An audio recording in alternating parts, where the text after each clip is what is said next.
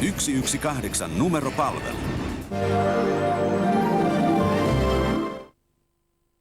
Trestonin työasemat ovat toimivuudeltaan kansainvälistä huippuluokkaa. Yksin Saksassa on 35 000 Trestonin työpistettä. Treston ammattilaisille.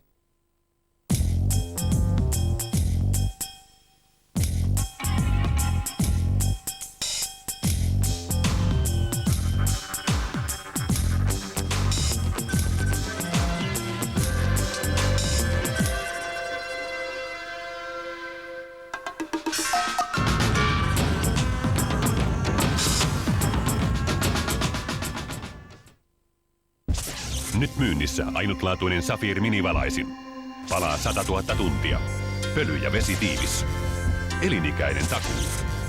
Kulkee mukana ja kestää minne ikinä menetkin. Valitse oma värisi. ASP Safir, USA 1 lähimmältä Leatherman kauppialtasi.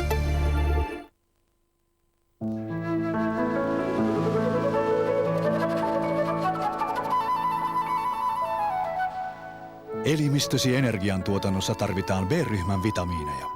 Kaikkia yhdessä, riittävästi ja tasapainoisesti. Begostrongissa ne ovat.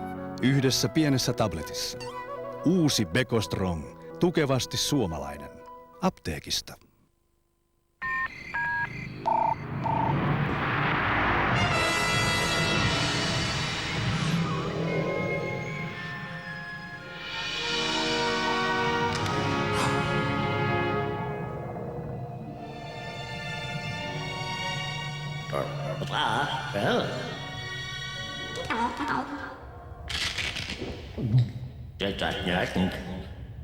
Uusi Ericsson T28. Pieni, älykäs, herkullinen.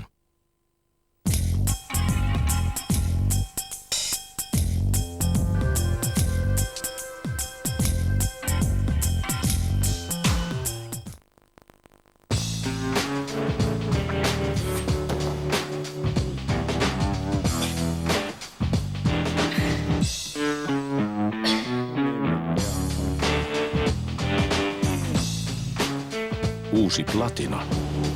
Olet ansainnut sen.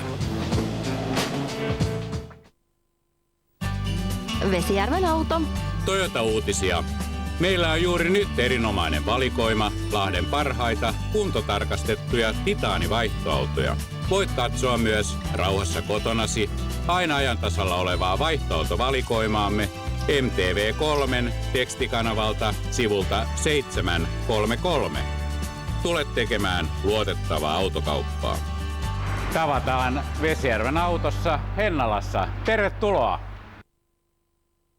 They're too young to go into the homing. They probably wouldn't do very well just left on their own without much attention.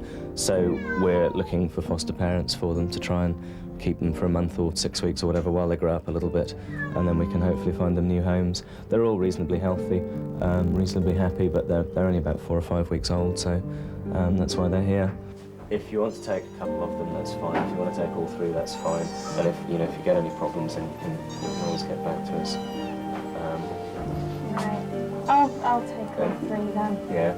Catherine Jones is a veteran foster parent. The SPCA sponsors a foster program allowing someone to take a very young kitten or puppy for a few weeks and then return the animal to give it a permanent adoption home. It's my 3rd time to foster some cats, to look after them for 4 weeks, and then hopefully bring them back and they can find a permanent home. Did you ever get attached to them? Oh, very much so. I nearly kept the last 2 I had. So, but once I've given them back after a week or so, I've settled back into my routine, and that's okay. So you're like an interim mother until someone adopts I guess so, yeah, until they find a permanent home.